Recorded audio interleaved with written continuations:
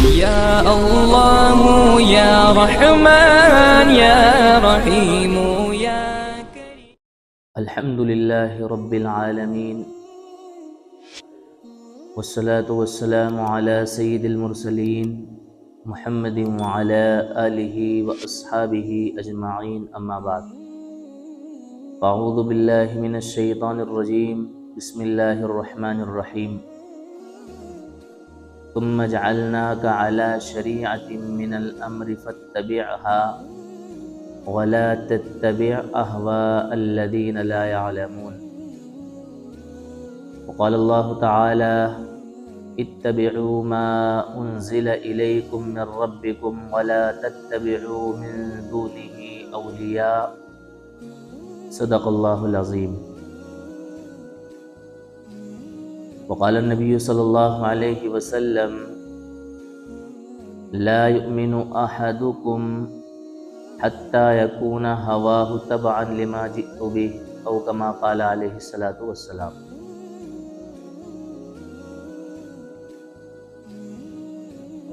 محترم بزرگوں اور عزیزوں، مذہب اسلام ایک ابدی مذہب ہے، اور مذہب اسلام کے ماننے والوں کو اللہ رب العزت نے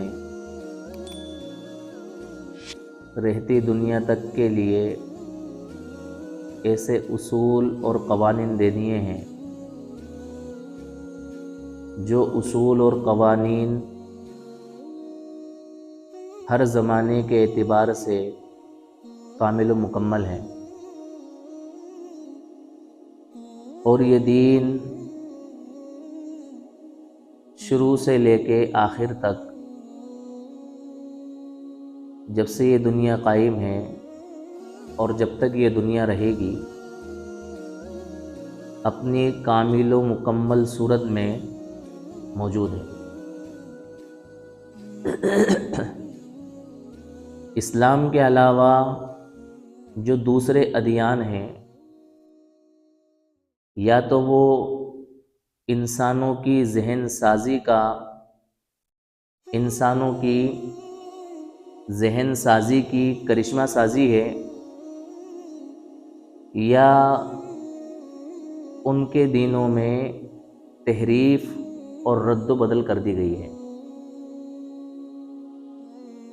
جتنے دنیا میں دین پائے جاتے ہیں، ان تمام دینوں میں صرف اسلام تنہا ایسا دین ہے جو اس کی اصل شکل و صورت میں آج بھی موجود ہے اور قیامت تک موجود رہے گا، کیونکہ اس دین کی حفاظت کی ذمہ داری خود اللہ تبارک و تعالیٰ نے لی ہے، اور اللہ تعالیٰ نے اپنے ایسے جانشین اس دنیا میں پیدا فرمائے ہیں، اور ایسے برگزیدہ لوگوں کو اللہ تعالیٰ نے اس دنیا میں وجود بخشا ہے، جو ہر زمانے میں ہر وقت اللہ تعالیٰ کی دین کی حفاظت کے لیے کوششوں میں لگے رہتے ہیں۔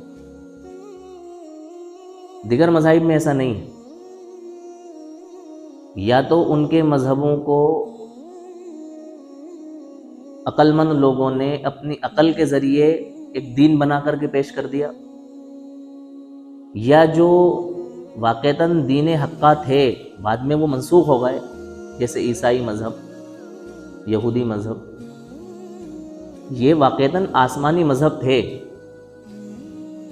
اللہ تعالیٰ نے اس مذہب کو دنیا میں قائم کیا تھا، اور اس کی تعلیمات بھی تھیں، اس کی کتابیں آج بھی دنیا میں موجود ہیں، لیکن وہ کتابیں اور وہ احکامات جو اللہ تعالیٰ نے دیے تھے اپنی اصل شکل و صورت میں موجود نہیں ہیں، بلکہ ان کے اندر ان کے علماء نے، ان کے پڑھے لکھے لوگوں نے ان میں اپنی طرف سے بہت ساری چیزیں شامل کر دی ہیں، اور بہت ساری چیزوں کو ان کتابوں سے اور دین کے حصے سے ان احکامات کو خارج کر دیا، باہر کر دیا، گویا کہ اس کو بالکل ایک دم مکس کر دیا، خلط ملط کر دیا، اس کو دین نہیں کہا جا سکتا۔ لیکن مذہب اسلام کے بارے میں یہ ہمارا عقیدہ ہے، ہمارا ایمان ہے کہ ایک حرف کی بھی اس کے اندر کوئی کمی بیشی آج تک نہیں ہوئی ہے اور قیامت تک اس میں کوئی کمی بیشی نہیں ہوگی۔ دلیل، یہ دعویٰ تو کر دیا کہ مذہب اسلام ایسا مذہب ہے جس کے اندر ایک حرف کی بھی کمی بیشی اور رد و بدل آج تک نہیں ہوا اور قیامت تک نہیں ہوگا۔ باقی اسلام کے علاوہ جتنے مذاہب ہیں تمام کے اندر تحریف ہو چکی ہے یا لوگوں کی عقل سازی اس کے اندر شامل ہے، یہ دعویٰ ہوا۔ اس کے لیے دلیل، کیونکہ جب دعویٰ ہوتا ہے تو دلیل کی بھی ضرورت پڑتی ہے۔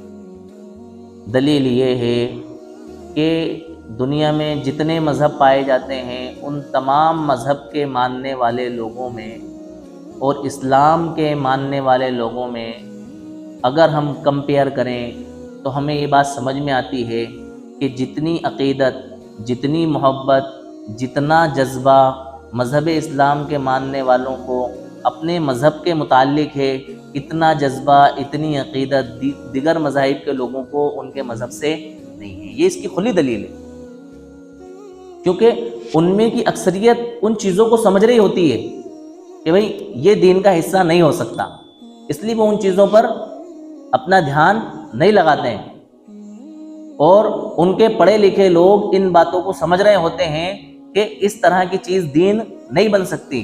لیکن ہمارے یہاں چاہے پڑھا لکھا انسان ہو، ان پڑھ ہو، اس کو دین کے بارے میں بہت کچھ پتہ ہو، پتہ نہ ہو، لیکن پھر بھی اس کی دین سے جو ہمدردی، جو عقیدت، جو محبت ہے وہ یہ درشاتی ہے کہ واقعتاً صحیح معنوں میں کوئی دین اگر کامل و مکمل ہے اور اپنی اصلی شکل اور صورت میں اس دنیا میں موجود ہے تو وہ کون سا مذہب ہے؟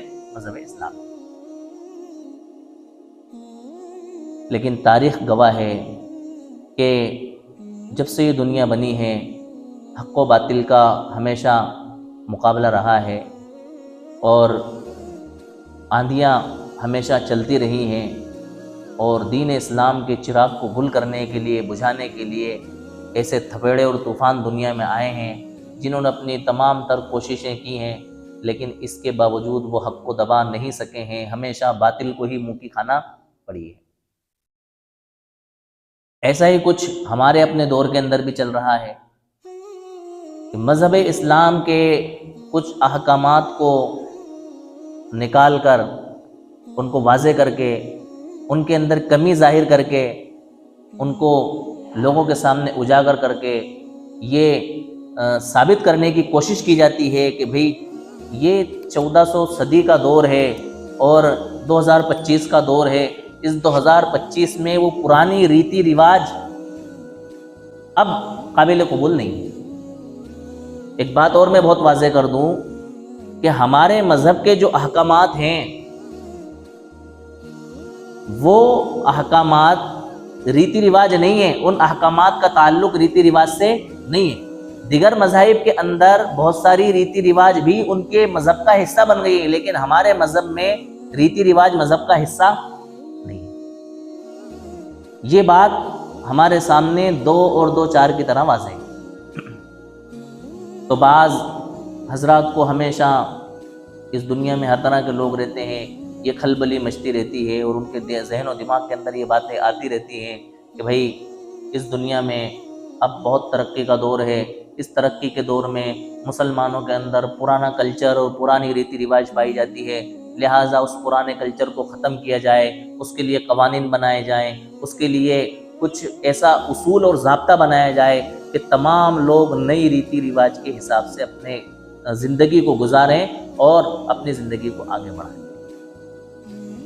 تو میں نے جیسا کہ بتلایا کہ ہمارے مذہب کا تعلق ریتی رواج سے نہیں ہے، ہمارے مذہب کا تعلق ریتی رواج سے نہیں ہے، بلکہ ہمارے مذہب کے جو احکامات ہمیں دیے گئے ہیں وہ احکامات منزل من اللہ ہیں، اللہ تعالیٰ کی طرف سے نازل کرنا ہے، اور جیسے احکامات ہمیں دیے گئے ہیں ویسے کے ویسے احکامات آج تک ہمارے پاس موجود ہیں اور قیامت تک موجود رہیں گے۔ اللہ تعالیٰ نے فرمایا ثم جعلناك على شریعة من الامر فاتبعها ولا تتبع اهواء الذين لا يعلمون۔ کیا پیاری بات اللہ تعالیٰ نے بتائی۔ ایسا لگ رہا ہے اس آیت کو پڑھنے کے بعد کہ یہ آیت اللہ تعالیٰ نے آج کے اس دور کے حساب سے آج سے 1400 سال پہلے نازل فرما دی تھی، کیونکہ اللہ تعالیٰ تو عالم الغیب ہے. اللہ تعالیٰ کو تو علم ہے کہ قیامت تک جب تک یہ دنیا رہے گی کیا کیا چیزیں اس دنیا کے اندر آئیں گی، کیسے کیسے فتنے آئیں گے، کیسے کیسے ابالی پن لوگوں کے اندر آئیں گے، کیسی جہالت کا دور آئے گا. تو اللہ تعالیٰ نے ان تمام چیزوں کو مد نظر رکھتے ہوئے اس آیت کے اندر نقشہ کیا. فرمایا ثم جعلناک علی شریعۃ من الامر، کہ ہم نے تمہیں ایک ایسی صاف ستھری شریعت کا پابند بنایا، ہم نے تمہیں ایسی صاف ستھری شریعت دی، لہٰذا تم اس شریعت کی اتباع کرو. ولا تتبع اہواء الذین لا یعلمون، اور ایسے لوگوں کی خواہشات کی اتباع نہ کرو جو کچھ جانتے ہی نہیں ہیں، جن کو کچھ علم ہی نہیں ہے، ان لوگوں کی تمہیں اتباع نہیں کرنا ہے. شریعت اللہ تعالیٰ کی طرف سے دیے گئے احکامات کا نام شریعت کہلاتا ہے، اور شریعت کے مختلف جز اور حصے ہیں. ان مختلف حصوں میں سے ایک حصہ ہمارا معاشرتی زندگی سے تعلق رکھتا ہے، آئلی اور خاندانی زندگی سے تعلق رکھتا ہے. ابھی آپ نے سنا ہوگا کہ ہمارے ملک کی ایک اسٹیٹ کے اندر یہ قانون نافذ کر دیا گیا کہ تمام ریاست میں رہنے والے لوگ یکساں سول کوڈ کے پابند ہوں گے، یعنی کہ یونیفارم سول کوڈ ان لوگوں کے لیے نافذ کر دیا گیا. تمام لوگ اسی قانون کے لحاظ سے اپنی زندگی گزاریں گے، اسی قانون کے لحاظ سے تمام لوگ اپنے ریتی رواج کو انجام دیں گے. میں اپنی بات سمجھا پا رہا ہوں؟ مطلب وہ چیزیں جو ہماری اپنی پرسنل اور اپنی ذات سے تعلق رکھتی ہیں، ہمارے اپنے معاشرے سے، ہمارے اپنے آئلی قوانین سے تعلق رکھتی ہیں، جو کہ صرف ہمارے لیے ریتی رواج کی حیثیت سے نہیں بلکہ شریعت کے لحاظ سے ہیں، جن سے ہمارا ایمان جڑا ہوا ہے، جن سے ہمارا تعلق جڑا ہوا ہے، ان چیزوں سے ہمیں ہٹا کر کے ان چیزوں کو پابند بنانے کی کوشش، بلکہ اس کوشش کو کامیابی تک پہنچا دیا گیا ہے، جو کسی بھی صورت میں مرتے دم تک ہمیں قابل قبول نہیں ہے. بھئی نکاح کا ہمارا ایک ضابطہ ہے. ہم مسلمانوں کو جس نے بھی کلمہ پڑھا ہے، چاہے وہ 5 وقتہ نماز نہیں پڑھتا، اسلامی گھرانے میں پیدا ہوا ہے اور دوسری دینی ایکٹیویٹیز انجام نہیں دیتا، لیکن نکاح جو کہ ہمارے لیے حلال اور حرام کے مسئلے کے لیے بنایا گیا، اس کا ہمیں ایک کلچر دیا گیا اسلامی ریتی رواج کے حساب سے، اسلامی احکامات کے لحاظ سے. شریعت کی روشنی میں ہمیں نکاح کرنے کا ایک اصول اور ضابطہ بنایا گیا کہ بھئی گواہوں کی موجودگی میں لڑکا اور لڑکی ایجاب و قبول کریں گے، پھر ان کا نکاح ہوگا. یہ نکاح کرنے کا اصل طریقہ ہے. اب آج کے اس دور میں اس طریقے کو ہٹا کر کے کوئی نیا طریقہ ایجاد کیا گیا کہ اس طریقے سے آپ اپنا نکاح کریں گے. مطلب یہ ہے کہ اگر کوئی مسلمان اپنے اس اسلامی حکم کے خلاف کورٹ میں جا کر کے اپنے نکاح کا اندراج کرا کے، رجسٹریشن کرا کے اگر نکاح کراتا ہے تو ان کی نظر میں وہ نکاح مان لیا جائے گا، قانون اس کو نکاح کی حیثیت دے دے گا. اب چاہے تمہاری شریعت میں وہ نکاح ہوا ہو یا نہ نکاح نہ ہوا ہو، اس سے کوئی بحث. بظاہر ایسا لگ رہا ہے کہ ایسا کون کرے گا؟ ہر انسان سمجھدار ہے، ہر انسان دین کی تھوڑی بہت تو سمجھ رکھتا ہے، تمام لوگ اپنے حساب سے نکاح کو انجام دیں گے. نہیں میرے دوستوں، ایسے لوگ آج ہمارے معاشرے میں پائے جاتے ہیں، جو لوگ اپنے نفس کی پرستش میں اور اپنے نفس کی خواہش کو پورا کرنے کے چکر میں اس راستے کو اختیار کریں گے جو راستہ قانونی حیثیت دے کر کے فراہم کر دیا گیا ہے کہ آپ اپنا رجسٹریشن کراؤ، آپ کا کیا ہو جائے گا؟ نکاح ہو جائے گا. سرکار کی نظر میں، حکومت کی نظر میں، گورنمنٹ کی نظر میں، کورٹ کی نظر میں وہ نکاح مانا جائے گا، لیکن شریعت کی نظر میں وہ نکاح نہیں مانا جائے گا. کورٹ کا اور حکومت کا یہ کہنا ہوگا کہ اس رجسٹریشن کے بعد آپ میاں بیوی بن گئے، آپ کا تعلق میاں بیوی کی حیثیت سے جائز ہوگا، لیکن شریعت کی نظر میں وہ تعلق جائز نہیں ہوگا بلکہ زنا ہوگا۔ کورٹ کا اور حکومت کا یہ کہنا ہے کہ اس تعلق کے بعد جو اولاد آپ کی پیدا ہوتی ہے اس اولاد پر آپ کی جائز اولاد کے احکامات جاری ہوں گے، لیکن شریعت یہ کہتی ہے کہ وہ اولاد آپ کی جائز نہیں ہوگی بلکہ کون سی ہوگی؟ حرامی ہوگی۔ کورٹ اور حکومت کا یہ کہنا ہے کہ اس نکاح سے جو اولاد آپ کی پیدا ہوئی ہے اس اولاد میں میراث کے احکام جاری ہوں گے، لیکن شریعت یہ کہتی ہے کہ میراث کے احکام جاری نہیں ہوں گے۔ کورٹ اس کو جو ہے نا آپ کے نسب اور خاندان سے جوڑے گی، لیکن شریعت اس کو آپ کے خاندان اور نسب سے نہیں جوڑے گی۔ ایسے کئی سارے بگاڑ اسٹیپ بائی اسٹیپ سیدھا سا ہمارے اسلامی احکامات کے اوپر کیا ہوا؟ حملہ ہوا۔ اور کیوں ہوا؟ کہ بھئی اسلام 1400 سال پرانا مذہب ہے۔ حالانکہ یہ بھی غلط فہمی ہے کہ اسلام 1400 سال پرانا نہیں ہے، بلکہ جب سے دنیا بنی اس وقت سے کیا ہے؟ اسلام۔ جب یہ دوسرے مذہب نہیں تھے نا اس سے پہلے سے اسلام، لیکن کوئی مانے نہ مانے ہمیں اس سے کوئی بحث نہیں۔ ان کا یہ کہنا ہے کہ جب ہم ایک ملک میں رہتے ہیں، ایک اسٹیٹ میں رہتے ہیں، تو ایک ملک میں رہنے والے لوگوں کے لیے، ایک گھر میں رہنے والے لوگوں کے لیے الگ الگ لا کیوں؟ الگ الگ قانون کیوں؟ الگ الگ احکامات کیوں؟ ہم ایک ملک میں رہتے ہیں تو ایک ملک میں رہنے والے سارے لوگوں کے لیے ایک جیسے قانون ہونا چاہیے۔ یہ ان کی شکایت ہے۔ دلائل کیا ہے؟ دلائل یہ ہیں کہ ہم اس ہندوستان کے علاوہ، اس بھارت ملک کے علاوہ اگر دوسرے یورپی ممالک ہم دیکھتے ہیں تو ان تمام ملکوں کے اندر ایک ہی لا پایا جاتا ہے، ایک ہی قانون پایا جاتا ہے، اور ایک ہی قانون کے تحت ان کے تمام تر معاملات انجام پائے جاتے ہیں۔ تو ہم ان کے اس دعوے کا اور اس اعتراض کا جواب ہم یہ دے دیتے ہیں کہ آپ اپنے اس ملک بھارت کو یورپی ممالک سے آپ اس کو کمپیئر نہ کریں۔ اس ملک کی حیثیت اور یورپی ممالک کی حیثیت مختلف ہے۔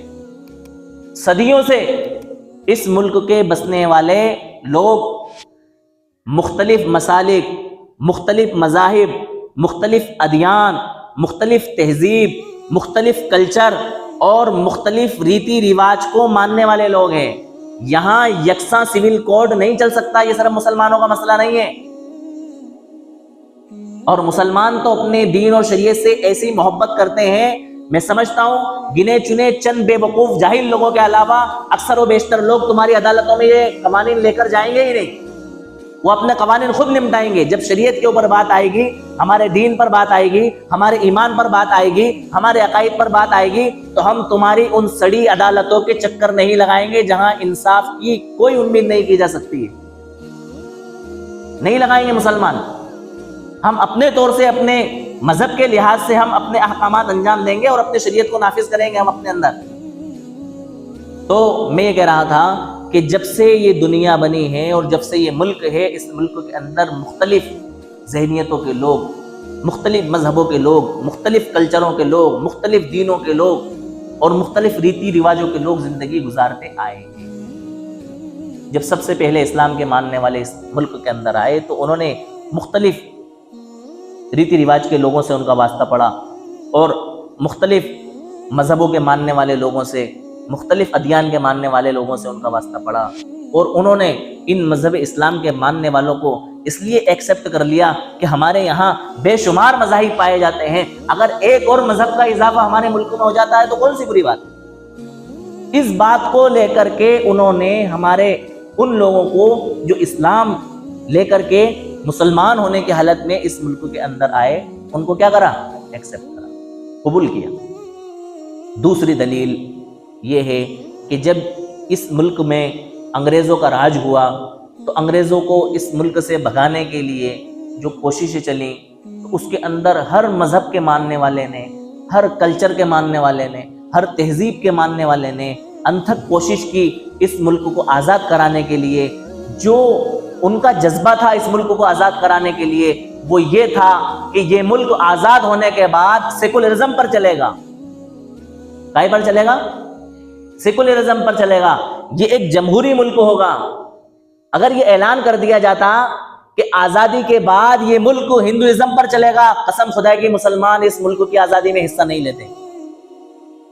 اگر یہ اعلان کر دیا جاتا کہ یہ ملک آزادی کے بعد اسلامک لا پر چلے گا، اللہ کی قسم ہندو اس ملک کی آزادی میں حصہ نہیں لیتے. اگر یہ اعلان کر دیا جاتا کہ یہ ملک آزادی کے بعد سکھ ازم پر چلے گا، اللہ کی قسم ہندو اور مسلم دونوں اس ملک کی آزادی میں حصہ نہیں لیتے. اگر یہ اعلان کر دیا جاتا کہ آزادی کے بعد یہ ملک عیسائیزم پر چلے گا، اللہ کی قسم ہندو مسلم سکھ عیسائی اس ملک کی آزادی کے اندر حصہ نہیں لیتے. اس ملک کے اندر تمام لوگوں نے جو بڑھ چڑھ کر کے آزادی میں حصہ لیا، اپنے جان اور مال کی جو قربانیاں پیش کی، وہ صرف اس بنیاد پر کی کہ یہ ملک آزاد ہونے کے بعد ایک جمہوری ملک بنے گا، سیکولر ملک بنے گا. اس ملک میں بسنے والے انسان کو اپنے مذہب، اپنے کلچر، اپنی ریتی رواج، اپنے عقیدے، اپنی تمام تر پرسنل زندگی کو آزادی کے ساتھ گزارنے کا مکمل حق ہوگا اور مکمل اختیار ہوگا. اس لیے تمام لوگوں نے اس ملک کی آزادی کے لیے کیا کیا؟ اپنا خون بہایا. اگر یہ شوشہ پہلے چھوڑ دیا جاتا کہ بھئی آزادی کے بعد یہ ملک سیکولرزم اور جمہوری ملک نہیں بنے گا، تو یہ ملک آج تک آزاد نہیں ہوتا.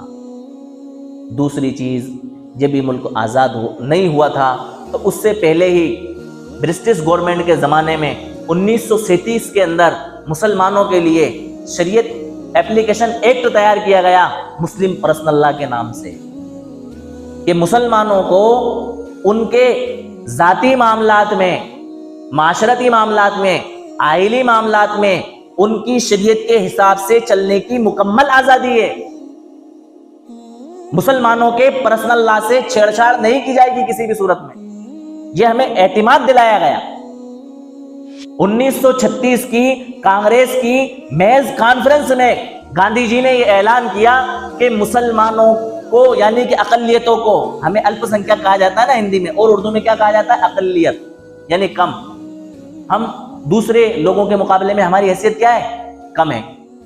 تو گاندھی جی نے یہ اعلان کیا اس کانفرنس میں کہ اقلیتوں پر اکثریت ان کے معاملات میں، ان کے ذاتی معاملات میں، ان کے مسلم پرسنل لا میں کسی طرح کی کوئی چھیڑ چھاڑ نہیں کرے گی. ہماری آزادی کے ہیرو مولانا ابوالکلام آزاد نے یہ اعلان کیا کہ مسلمانوں کے ذاتی معاملات میں، ان کی شریعت میں، ان کے مسلم پرسنل لا میں کسی طرح کی کوئی چھیڑ چھاڑ نہیں کی جائے گی. ان کے مسلم پرسنل لا کو جو کا تو رکھا جائے گا، ان کو ان کی شریعت کے حساب سے مکمل آزادی حاصل ہوگی. اگر ہمیں اس ملک میں رہتے ہوئے ہماری شریعت پر عمل کرنا مشکل ہو جائے گا اور ہماری دین اور شریعت کو نافذ کرنا ہمارے لیے مشکل ہو جائے گا، تو ہم اس مٹی کو چاٹیں گے، کیا کریں گے؟ کیا زندگی گزاریں گے ہم؟ بھائی جہاں پر اسلامی احکامات کا عمل کرنا مشکل ہو جاتا ہو تو ایسی جگہ سے تو ہجرت کرنا بہتر ہو جاتا ہے.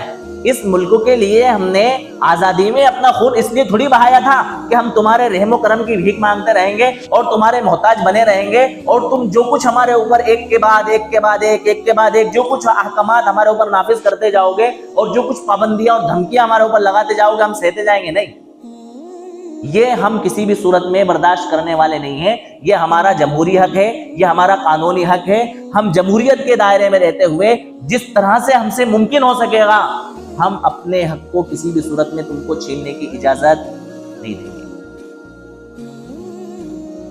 جب مسلم پرسنل لا بنا اور شریعت ایپلیکیشن ایکٹ بنا اور اس ملک کا قانون بن کر کے تیار کر کے اسمبلی میں پیش کیا گیا، تو اس وقت ایک شوشہ چھوڑا گیا. وہ کہتے ہیں نا، لمحوں نے خطا کی، صدیوں نے سزا پائی. ہمارے اس قانون میں بہت کمزوریاں بھی ہیں، لچک بھی ہے. اسی لیے آپ نے دیکھا ہوگا کہ بڑے بڑے مجرم اور بڑے بڑے کرائم کرنے والے لوگ آسانی سے چھوٹ جاتے ہیں، ان کو بیل مل جاتی ہے. ان کو سہولتیں مل جاتی ہیں. وجہ اس کی یہ ہے کہ اس قانون میں کہیں نہ کہیں کیا ہوتی ہے؟ لچک ہوتی ہے. اس ملک کا جو قانون ہے اس کا باب 3 اس کے اندر ہر مذہب کے ماننے والے انسان کو اس کے مذہب پر چلنے کی، اس کے مذہب کا پرچار پرسار کرنے کی، اس کے مذہب کی ریتی رواج کو برقرار رکھنے کی مکمل آزادی دی. اس باب کے ایکٹ 13 میں یہ قانون بنایا گیا کہ کسی بھی مذہب کے ماننے والے کے لا میں حکومت کوئی دخل اندازی نہیں کرے گی.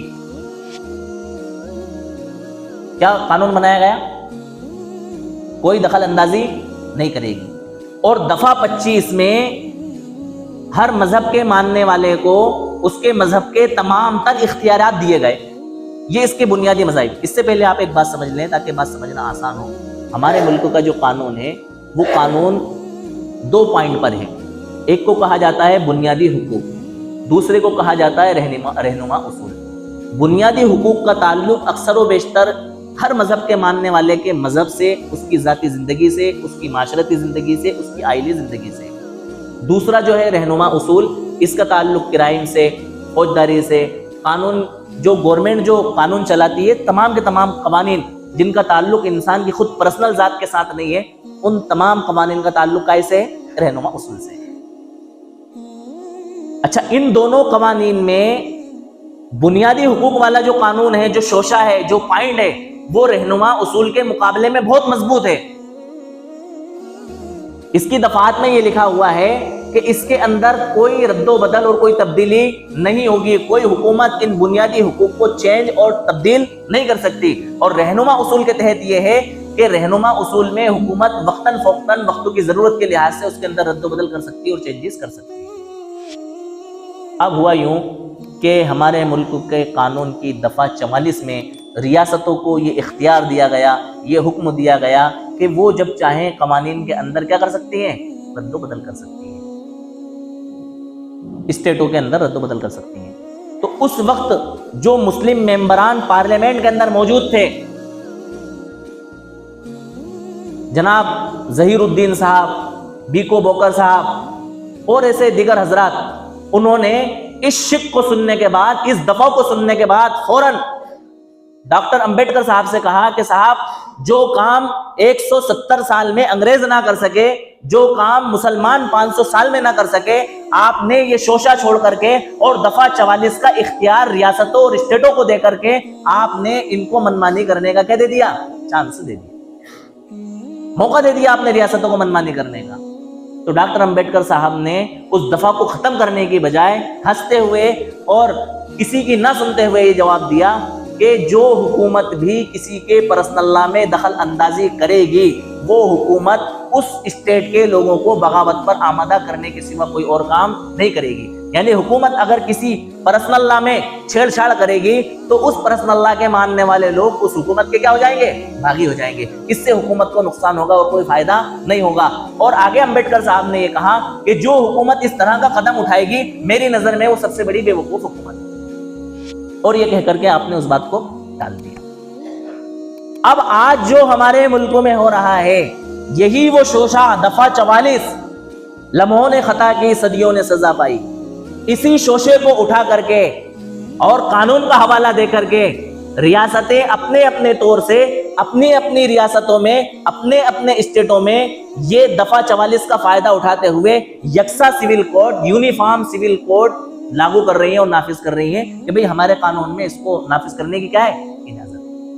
اب آپ کیا کریں گے؟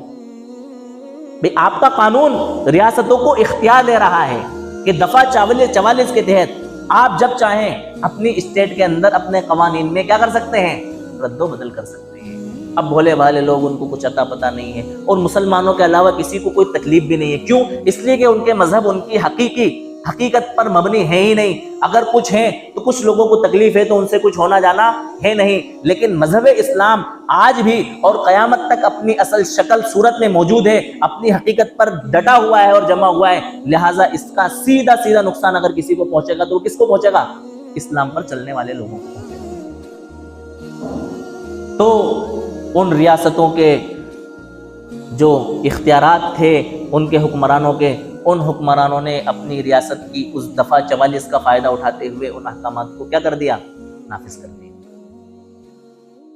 اس کے لیے جواب یہ دیا گیا کہ بھئی یہ جو دفعہ 44 ہے اس کا تعلق بنیادی حقوق سے نہیں ہے، اس کا تعلق پرسنل لا میں چھیڑ چھاڑ کرنے سے نہیں ہے، اس کا تعلق ذاتی آئلی معاشرتی مسائل میں چھیڑ چھاڑ کرنے سے نہیں ہے۔ دفعہ 44 کا تعلق رہنما اصول کے تحت آتا ہے، یعنی کہ گورنمنٹ کے زمرے میں جتنے قوانین آتے ہیں ان قوانین میں اگر کوئی چینجز اور تبدیلی کرنے کی ضرورت پڑتی ہے تو اس دفعہ 44 کے پاور کا فائدہ اٹھاتے ہوئے وہاں کی حکومت اپنی ریاست میں وہ قانون نافذ کر سکتی ہے، لیکن کسی بھی مذہب کے ماننے والے کے پرسنل لا میں اس دفعہ کے ذریعے چھیڑ چھاڑ نہیں کر سکتی۔ کیوں نہیں کر سکتی؟ اس لیے کہ باب 3 کے سیشن 13 یعنی دفعہ 13 کے تحت ریاستوں سے یہ اختیار چھین لیا گیا ہے کہ کسی بھی پرسنل لا میں کوئی بھی حکومت چھیڑ چھاڑ نہیں کرے گی، لیکن ان کو اس سے کوئی بحث نہیں ہے۔ ان کو مسئلہ یہ ہے کہ ہمیں کسی بھی طرح سے مسلمانوں کو ان کے دین، مذہب اور شریعت سے ہٹا کر کے عام لوگوں کی طرح ریتی رواج کے اوپر لانا ہے۔ سیدھی سی بات یہ ہے۔ اب ہوگا کیا؟ میں نے بتایا کہ آپ کے نکاح کے مسائل کیا ہو جائیں گے؟ مشکل ہو جائیں گے، میں شروع میں کر چکا ہوں۔ اس شک کے اندر انہوں نے یہ ترمیم کی ہے، ہمارے یہاں یہ حکم ہے کہ اگر کسی عورت کو اس کا شوہر طلاق دے دیتا ہے تو طلاق دینے کے بعد اس کو 3 مہینے تک عدت گزارنا ضروری ہوتی ہے، اور اگر حاملہ ہے تو بچے کی ڈیلیوری ہونے تک عدت گزارنا ضروری ہوتی ہے۔ اور اگر ہمارے وہاں کسی کے شوہر کا انتقال ہو جاتا ہے تو اس کو 4 مہینے 10 دن عدت گزارنا ضروری ہوتی ہے۔ اس قانون کے تحت انہوں نے یہ ترمیم کی ہے کہ اب کسی بھی عورت کو عدت گزارنے کی ضرورت نہیں ہے، خصوصاً مسلمان عورتوں کو عدت گزارنے کی ضرورت نہیں ہوئی ہے۔ ادھر آپ کا نکاح ختم ہوا، ادھر آپ کے شوہر کا انتقال ہوا، ادھر آپ دوسرے سے کیا کر سکتی ہو؟ نکاح کر سکتی ہو، شادی کر سکتی ہو۔ بتاؤ ہم اس کو برداشت کریں گے؟ اس کو قبول کریں گے ہم؟ سیدھا سیدھا سا حملہ ہمارے قرآن اور حدیث کے اوپر، سیدھا سیدھا سا حملہ ہمارے ایمان اور عقیدے کے اوپر، سیدھا سیدھا سا حملہ جو ہے نا ہمارے جذبات کے اوپر، سیدھا سیدھا سا حملہ ہماری شریعت کے اوپر۔ وراثت کے مسائل کے اندر چھیڑ چھاڑ، ہمارے وہاں وراثت کا مسئلہ یہ ہے کہ بہن کے مقابلے میں بھائی کو ڈبل ملتا ہے، بہن کو آدھا ملتا ہے، بیٹی کو 1 حصہ اور بیٹے کو 2 حصے۔ کیوں کیا؟ یہ ایک قانون ان کو سمجھ میں نہیں آ رہا ہے، پاگلوں کو کیوں نہیں آ رہا ہے؟ خود اللہ تعالیٰ نے فرمایا وَلَا تَتَّبِعْ أَهْوَاءَ الَّذِينَ لَا يَعْلَمُونَ، ان لوگوں کی خواہشات کی اتباع نہیں کرنا جو جانتے نہیں ہیں، جن کو علم نہیں ہے۔ ان کو سمجھ میں اس لیے نہیں آ رہا کہ لڑکا اور لڑکی برابر، یہاں تو ہوڑ چلی ہوئی ہے کہ کندھے سے کندھا ملا کر کے عورتیں چلیں گی، اور عورتیں کسی بھی کام میں پیچھے نہیں ہیں بلکہ مردوں سے آگے بڑھی جا رہی ہیں۔ اور یہ اسلام کے ماننے والے دیکھو پتہ نہیں کس ریتی رواج پر چل رہے ہیں، لڑکے کو ڈبل اور لڑکی کو آدھا۔ ہم اس قانون کو نہیں مانتے، ہم سب کو برابر دلوانا چاہتے ہیں۔ یہ سیدھا سیدھا ہماری شریعت کے حکم کے خلاف ہے۔ لڑکی کو آدھا کیوں دلوایا؟ اگر اس کی لوجک میں جائیں گے آپ اور اس کی حکمتوں میں جائیں گے تو آپ کو بات سمجھ میں آ جائے گی کہ شریعت نے لڑکی کو جو دلوایا وہ بھی بہت زیادہ دلوایا۔ بھائی لڑکی کے اوپر اور عورت کے اوپر کوئی ذمہ داریاں شریعت نے کمانے کی اور کھانے کی نہیں رکھی ہیں۔ ذمہ داریاں کس کے اوپر رکھی ہیں؟ مرد کے اوپر رکھی ہیں۔ جب ذمہ داریاں مرد پر رکھی ہیں تو حصہ بھی زیادہ کس کا ہوگا؟ مرد کا ہوگا۔ اور جب عورت کے اوپر کوئی ذمہ داری نہیں ہے تو اسی صورت میں عورت کا حصہ شریعت میں کتنا ہوگا؟ آدھا ہوگا۔ بھئی بچی ہے تو باپ اس کا ذمہ دار ہے، بڑی ہو گئی ہے تو پھر شادی کے بعد شوہر اس کا ذمہ دار ہے، اور زیادہ بڑی ہو گئی ہے، شوہر کا انتقال ہو گیا، اس کے بیٹے اس کے ذمہ دار ہیں، اس کے بھائی اس کے ذمہ دار ہیں۔ چاروں طرف سے اللہ تعالیٰ نے اس کے خاندانی اور اس کے محرم رشتہ داروں کے حصار میں اللہ تعالیٰ نے عورت کو رکھا ہے۔ اور ایسا نہیں کہ صرف یہ وراثت میں باپ کی وراثت میں بیٹی کو آدھا حصہ ملے گا، نہیں، شوہر کی وراثت میں بھی اس کو حصہ ملے گا اور بیٹے کی وراثت میں بھی اس کو حصہ ملے گا۔ اس لحاظ سے اگر دیکھا جائے تو عورت کا حصہ مرد کے مقابل میں اور کم سے کم برابر کے اندر ہر صورت میں پہنچ جاتا ہے۔ ایسے بے شمار مسائل ہیں جن مسائل کے اندر ہمیں دھکا لگا ہے اور ہماری شریعت سے چھیڑ چھاڑ کی گئی ہے۔ اس یکساں سول کوڈ کے ذریعے، اس یونیفارم سول کوڈ کے ذریعے، اس UCC کوڈ کے ذریعے جو ہے نا ہمارے ساتھ بہت بڑا کھلواڑ کیا گیا ہے۔ اس کے لیے ہمیں بہت محتاط اور ہوشیار رہنے کی ضرورت ہے، اور جو کچھ ہماری تنظیم مسلم پرسنل لا ہمیں گائیڈ لائن دے گی اس کے احتجاج کے لیے، ہمارے اظہار کے لیے، اور اس قانون کو ختم کروانے کے لیے اور اس قانون کو نافذ نہ ہونے سے بچانے کے لیے، اس کے لیے میں جان مال ہر اعتبار سے ہمیں تیار رہنے کی کیا ہے ضرورت ہے۔ تو میرے عزیزوں، ہم ہر حال میں اپنی شریعت کو اپنے سینے سے لگائیں، اپنے دل سے لگائیں، اپنے دین، اپنی شریعت اور قرآن و حدیث سے اپنے دل و جان سے محبت کریں، اور اللہ اور اس کے رسول کی باتوں کو اپنی ذات سے زیادہ سچا اور یقینی جانیں، اور ان کے اوپر عمل پیرا ہونے کی کوشش کریں۔ اللہ تعالیٰ ان ظالموں سے ہماری حفاظت فرمائے، اللہ تعالیٰ ہمارے دین، شریعت اور ہمارے شرعی احکام کی حفاظت فرمائے۔ وآخر دعوانا الحمدللہ رب العالمین۔